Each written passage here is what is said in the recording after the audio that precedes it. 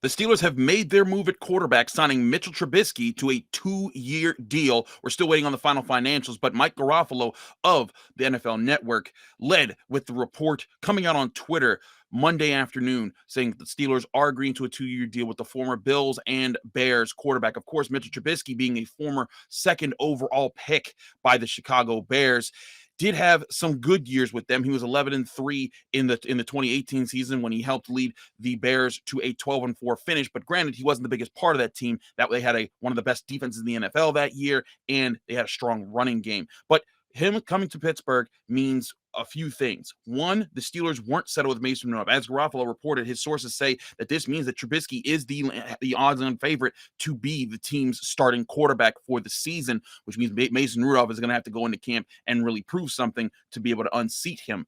But this move also kind of signals what the Steelers' plans might be for the rest of this offseason.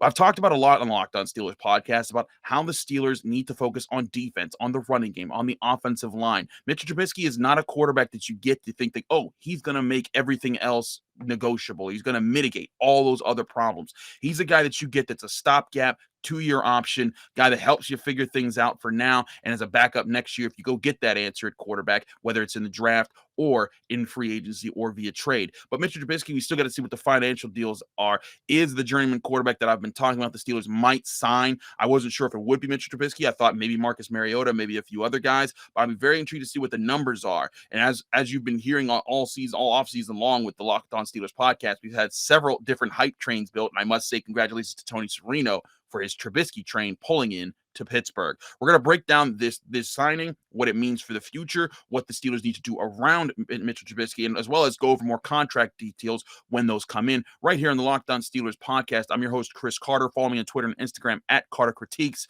Subscribe to the podcast on Apple, Spotify, Google Podcasts, Odyssey, and YouTube for all of our daily updates here on your Pittsburgh Steelers.